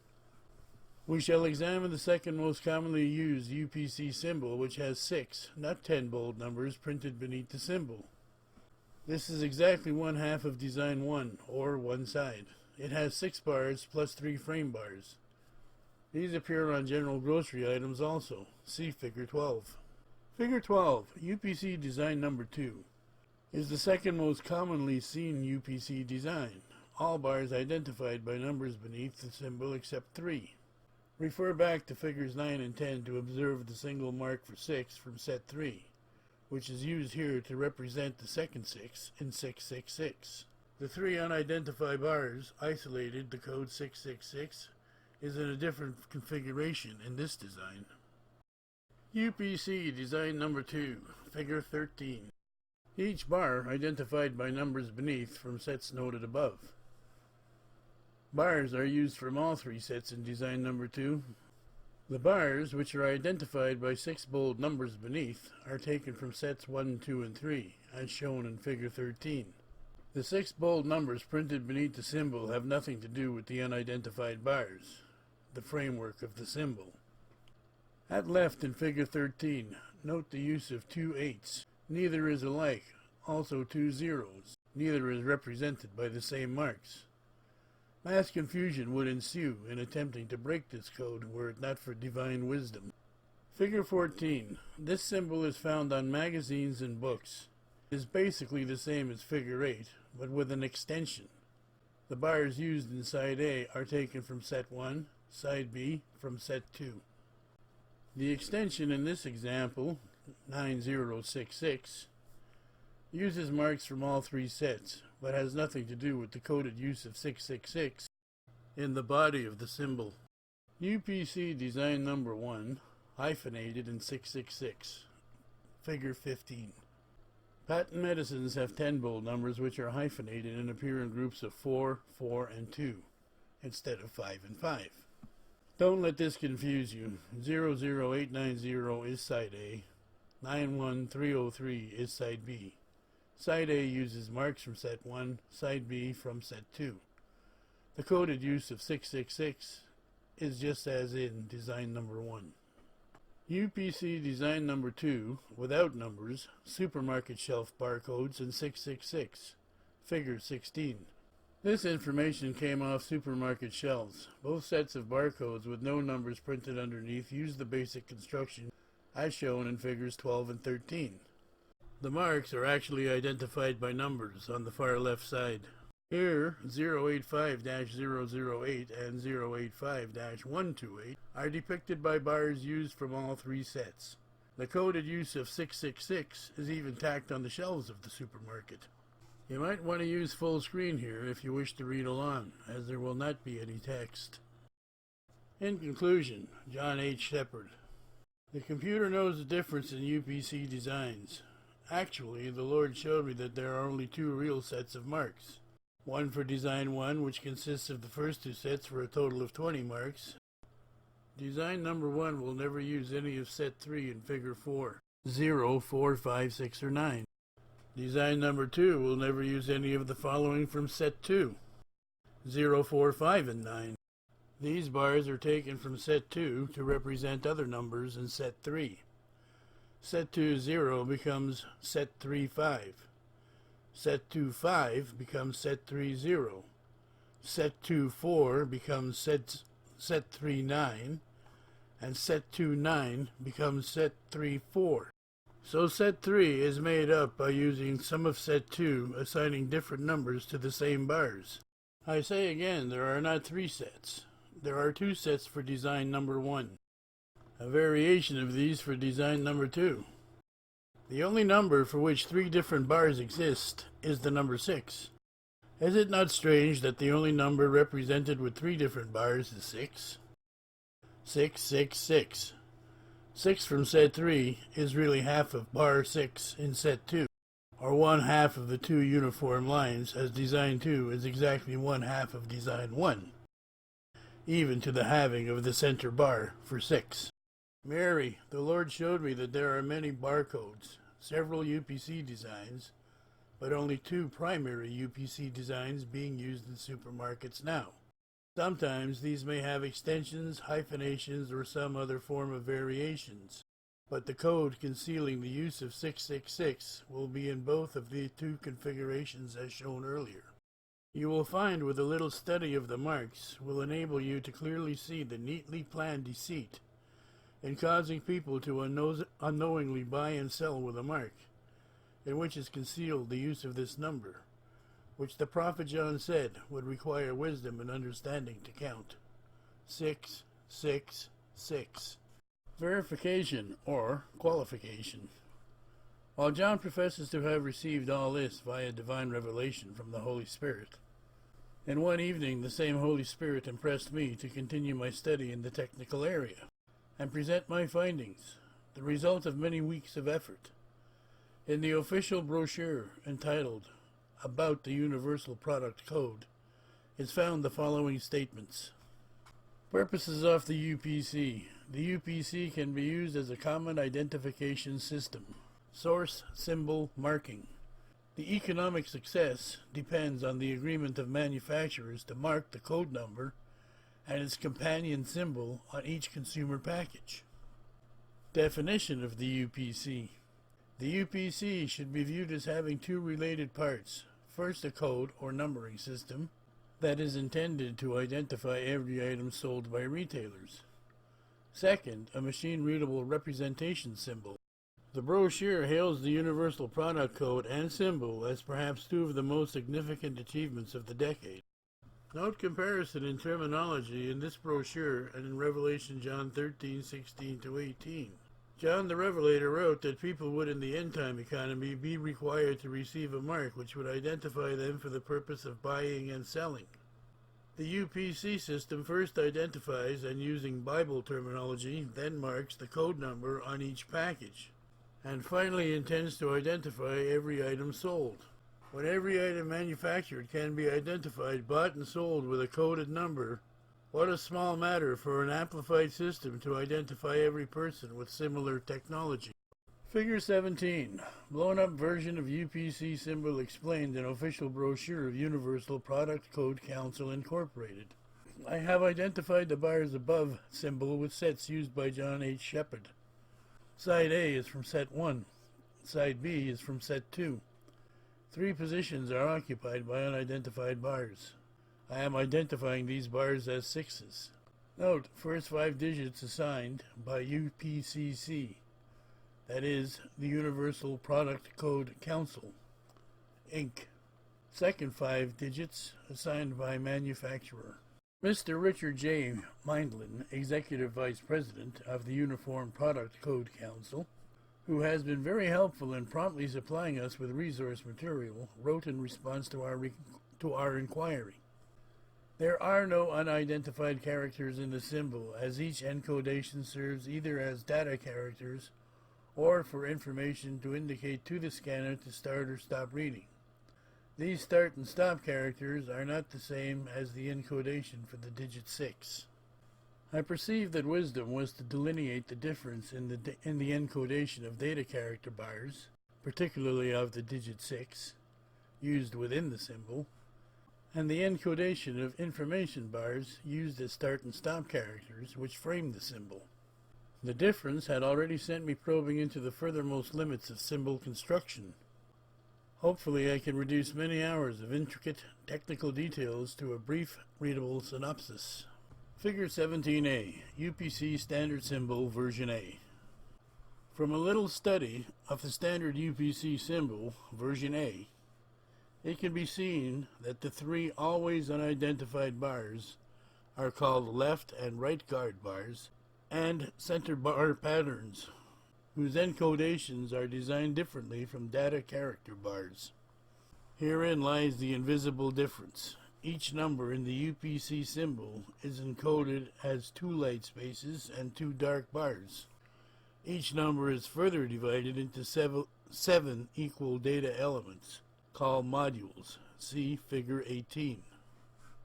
Symbol data character digit decoding from NCR Reference Library NCR 255/726. System information, page 6. Note each number, data character, encoded as a bar in the symbol is represented by a binary code using a combination of 0 and 1 to denote all numbers. The dark bars are designed as 1 and the light spaces as 0. The number 1 is shown as above. When used as a data character, is encoded as 0011001. The number 6 is shown as above. When used as a data character, it is encoded as 1010000. Note the only visible modules of 6 are the encodation 101. Figure 19. UPC standard symbol version A, encoding for entire set from NCR Reference Library, NCR 225726, information pages 7 and 8. Figure 19. Note the difference in 7 module encodation for data characters and 3 and 4 encodation for left and right and center bar patterns. Left, right, and center bars are designated by function only, not by digit, with encodation determining construction. The encodation for left, right, and center bars are the only visible components of the digit 6, 101, and 0101. It is my opinion that the information bars encoded differently from the data characters are 3 and 4 modules, 6s, and this alone differentiates them from a 7-module data character. The left and right sets are the same as John Shepard sets, 1 and 2. This is confirmed with a brief visual comparison. Figure 20. UPC version E, design number 2. UPC symbol version E encoding. This is much like the first half of version A. The 6-digit code, when entered in the system, becomes a 10-digit code. The right guard bars use a 6-module encodation 010101 for the extra dark bar. In studying the differences in the encoding of bars for version A versus bars for version E, I found: Number 1, using John's conversion chart, 0 of set 2 becomes 5 of set 3. See page 45. Number 2, set 1 left characters and set 2 right characters began encoding with zeros. Compare with figure 19. Why all the 6s? After many hours of study, I concluded that when 6 is used as a data character, it is a 7-module 6. When used as a start and stop character, it is a 3 or 4 module 6. Now to paraphrase. The question comes to me as I gaze at prophecy. Why all the 6s? There are 18 other barcodes from whose construction the guide bars could have been borrowed. Why 6? Why 6 barcodes on the left side and 6 barcodes on the right side of the standard version symbol? Why 6 barcodes in the second most commonly used symbol E? Why is the entire number field a 6-byte record identification? Why are there 6 different versions of the UPC codes? Computer technicians say 6 is the perfect computer number. Apple Computer Inc. celebrated the reality of this when they introduced their first 200 Apple I units to be retailed for $666.66. Wall Street Journal, 11/11/81. Prophecy students know that 6s are among the secrets of the economy destined to close out this age. They also know that it will take wisdom and understanding to compute them. Ah, John, that is the understatement of the age, considerably more than a second grader could count. Standard formats of barcodes. Code bar, code 39, interleaved 2 of 5, UPC version E, UPC version A. Only the last 2 versions are UPC versions. Code 39 encodes numbers plus alphabetic characters. Encodations other than barcodes are machine readable. OCR is an encoding human and machine readable and used by retail chains. The OCR wands are passed over information. Wands have a 30% no read on the first pass and a 1% misread. With a little extra ink or dirt, the wand reads an F for an E. Barcode encoditions are scanned from 20 to 1,000 times per second, and efficiency and accuracy are trademarks of barcode encodation versus, say, human-readable encodations. Printability gauge. Students of prophecy have speculated on the reasons for additional sections of lines seen with some barcodes, particularly of F and H appearing on a few. In the absence of easily available information, we have conjectured it could be F for forehead and H for hand. There is enough accurate information pointing to fulfillment of Bible prophecy for any intelligent person to know the hour is late. The F and the H are used to establish a rating of printability. Barcodes are international. I have spent my lifetime at the frontiers of a new thought in several disciplines, but never have I perceived a revelation so exciting as the one foretold by John 1900 years ago. This fisherman prophesied that the economy of the end of this age would be conducted not with money, but with marks. Marks on people in association with the use of 666. Now, in 1982, we are watching the evolution of this marking system. First begun in the decade of the 70s in the United States on manufactured goods, it is now being implemented internationally in the decade of the 80s. Remember I said the New World Order has a 3-step plan for global domination? Step 1, control the money. Step 2, control the people. Step 3, control religion. They have had this simple 3-step plan for centuries. The plan is simple. Achieving it is a lot more complicated. Putting the mark of the beast on every product in the form of a barcode ties in with the 3 steps of the New World Order's goal to achieve global domination. Step 1, control all the money and mark all the products with the mark of the beast, the barcode symbol. Step 2, control all the people by marking all the people with the mark of the beast, RFID chips in their hand or on their forehead. Step 3, make all the people worship the beast, the Antichrist. Put all of these 3 steps together, and you have the fulfillment of the Bible prophecies contained in Revelation 13:16 through 18. Once all these 3 steps are accomplished, a one-world government, a one-world money system, and a one-world religion, the New World Order will achieve its ultimate goal. A goal that they have been striving for since time immemorial. A goal that they cherish and never lose sight of achieving. A goal which to them is serving their master Satan/Lucifer. And that goal is to own and destroy as many people's souls as they possibly can. They believe in doing so that they are serving their master Lucifer, and that somehow they will be rewarded by Lucifer in hell for doing so. Don't believe it. I asked before, can anyone really trust Lucifer to keep his word once he is in his kingdom of hell? The answer is no. God clearly says, and sour league/deal with death/Satan shall be abolished, and your covenant/promise with hell shall not stand. When the overflowing scourge/judgment day shall pass, you shall be trodden down by it. Isaiah 28:18. The New World Order's first step of controlling all the money in the world and putting the mark of the beast on every product is practically accomplished. Their second goal, or second step, of putting the mark of the beast, an RFID chip in every single living soul that they possibly can, is constantly being worked on and growing in scale. Secret plans between the Department of Homeland Services, the CIA, and Walmart and other government entities worldwide are just the tip of the iceberg in the secret plans of how the New World Order is slowly but surely wearing down the resistance of the masses to microchipping humans. Secret human microchipping plans, programs, and experiments are being carried out in small increments on a global scale. It's funny how there is hardly any news media coverage of these secret experiments that are going on. Oh yeah, that's right, I forgot. The New World Order own all the major news media worldwide. Do you think that could possibly be the reason why converting Walmarts to prisons? Interestingly, just last month, Google, a known partner working alongside the CIA, accidentally leaked a map showing nearly every Walmart in the United States permanently closed. Naturally, the lamestream media did not report this, but an Arkansas local newspaper did. Google was quick to explain that the map was just an accident, and that it was working to fix the problem. Yet it is strange that only Walmarts were shown to be closed on the Google Maps. Perhaps a glimpse of a future reality. Number 4.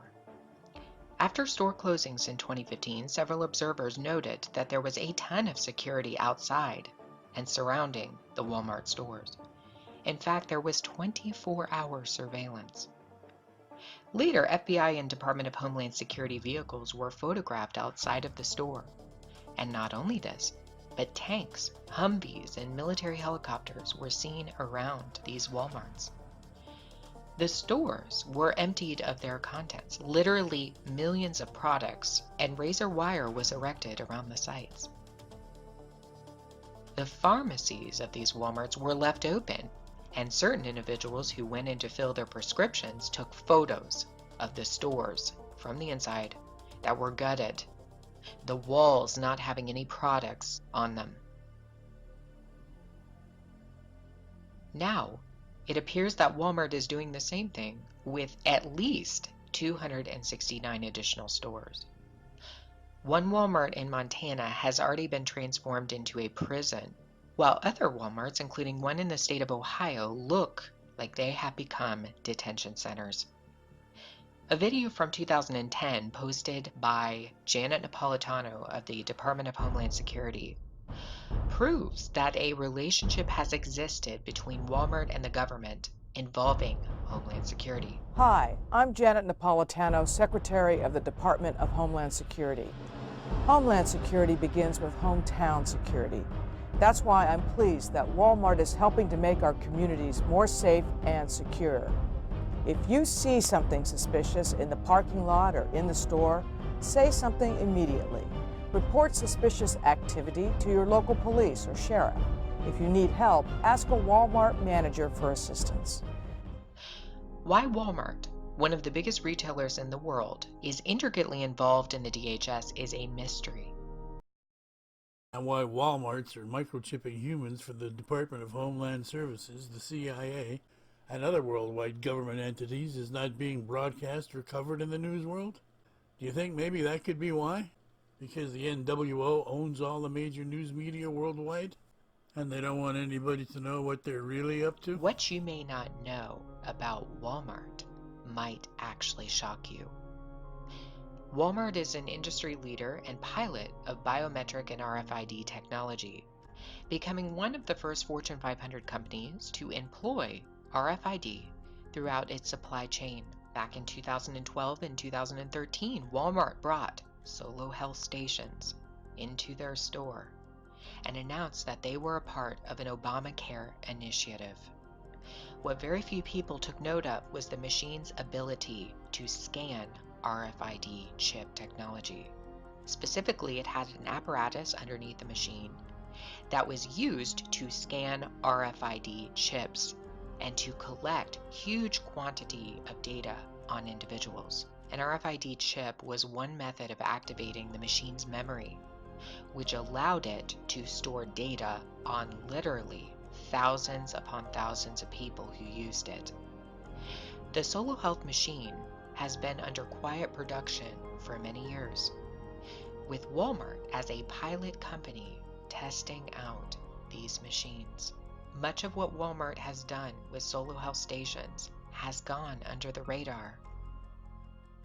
And in case you don't believe me, I want to read an article from an online publication called Modern Materials Handling. They document that Walmart and the Department of Defense have a long-standing partnership on RFID technology initiation. Going back to the early 2000s, this partnership was to track items as a part of the supply chain. This article goes on to speculate that RFID will be introduced on a much wider scale in 2016, and that RFID needs to be reinvented. Walmart and the Department of Defense have worked together on this. So was RFID just a project to track items, to track products in the store? Or perhaps was it for another reason, to track something else? Are Walmarts now transitioning to their true purpose?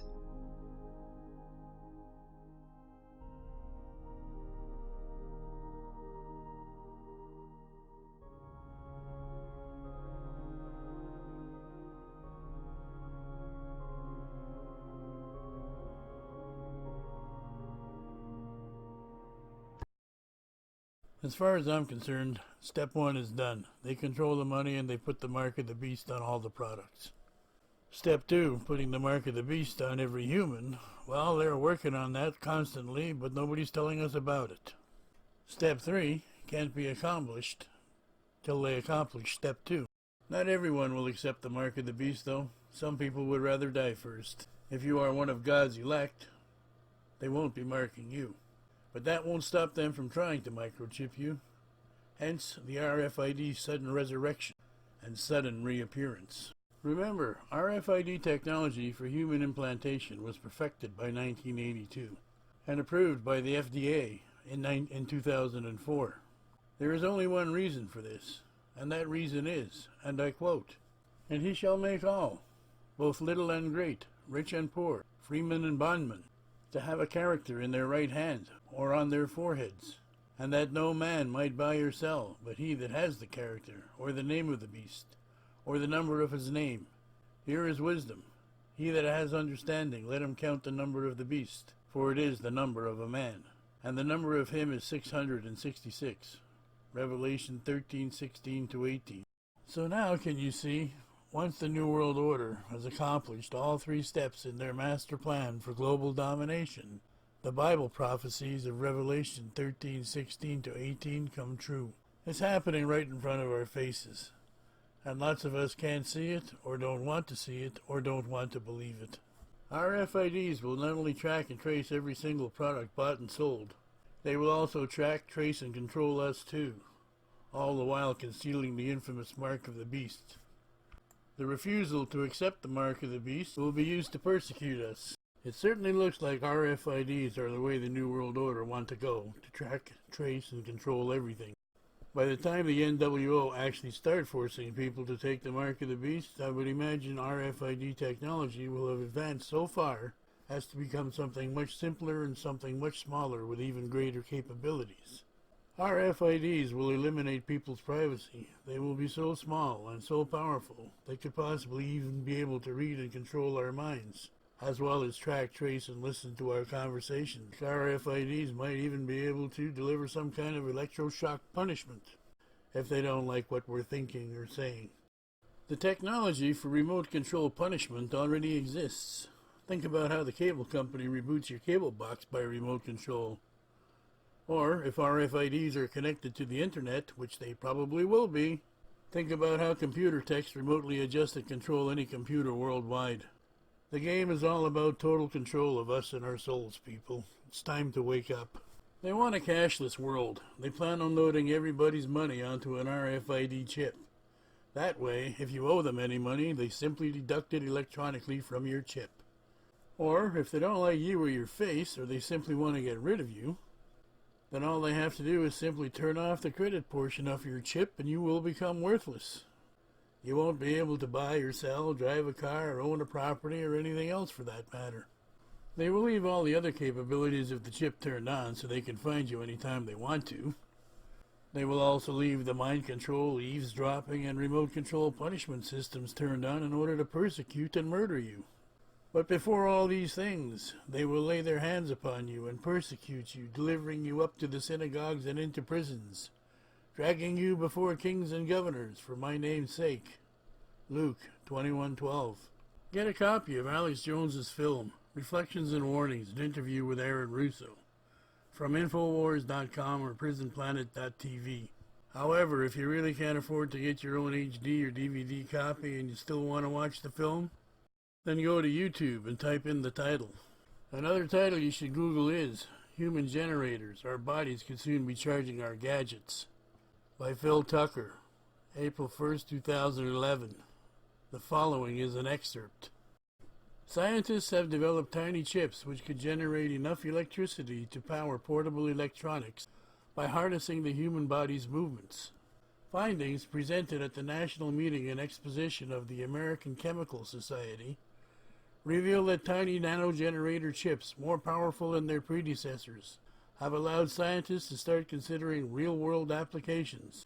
Utilizing nanotechnology, these chips can translate the smallest movements, such as the pinch of a finger, into usable power. In a short few years, these nanogenerators could have us powering our gadgets with nothing more than our daily routine. While research into nanogenerator technology in itself is not new, a team of scientists led by Dr. Zhongling Wang found a way to multiply the power output of these devices by thousands of times. This development represents a milestone towards producing portable electronics that can be powered by body movements without the use of batteries or electrical outlet, says Dr. Wang, a scientist at Georgia Institute of Technology. These nanogenerators are actually small, flexible chips comprised of tiny nanowires. These wires can generate an electrical current when flexed or subjected to pressure. As an example, embedding these nanogenerators in the soles of one's shoes could power personal electronic devices simply through the act of walking. Dr. Wang and his team are not about to rest on their laurels either. If we can sustain the rate of improvement, the nanogenerator may find a broad range of other applications that require more power. Considering the diameter of these nanowires is so small that 500 of the wires could fit inside the width of a single human hair, and that they are non-toxic, there's nothing stopping them from being used inside the human body. The possibilities are vast and endless. Dr. Wang says he is personally tired of batteries dying, overheating, needing charging or replacing. He'd gladly allow a few nanogenerators to stow away on his person if it meant saying goodbye to battery hassles. What about you? What about me? I certainly do not agree with Dr. Wang's last question. I would definitely not allow a few nanogenerators to stow away on my person for any reason. You never know what other kind of data they may contain. So, now, can you see how RFID chips are getting smaller and more powerful, and how easy it is to implant them in the human body? RFID chips seem to be the present choice of technology to make you accept the mark of the beast. Don't do it. Ultimately, you will be giving the New World Order your soul. In other words, you will be giving your soul to the devil. Always remember God's warning. And the third angel followed them, saying with a loud voice, If any man shall adore the beast and his image, and receive his character in his forehead or in his hand, he also shall drink of the wine of the wrath of God, which is mingled with pure wine in the cup of his wrath, and shall be tormented with fire and brimstone, in the sight of the holy angels and in the sight of the Lamb. Revelation 14:9 and 10. And the smoke of their torment shall ascend up forever and ever, neither have they rest day nor night, who has adored the beast and his image, and whoever receives the character of his name. Revelation 14:11. I really hope anyone reading or listening to this V-book who still doesn't believe they have a soul are starting to see how they do. And how all these things, barcodes and RFID chips, are connected to the mark of the beast and are connected to our souls. I will provide a little more proof before I answer the question. Ever wonder why God created the devil? After all, that is the moral of this V-book, and I haven't forgotten about it. End of Chapter 7. All honor and glory to God. Coming next, Chapter 8. The chess game for our body and soul. Until then, remember, the devil is stalking you, and God is calling you.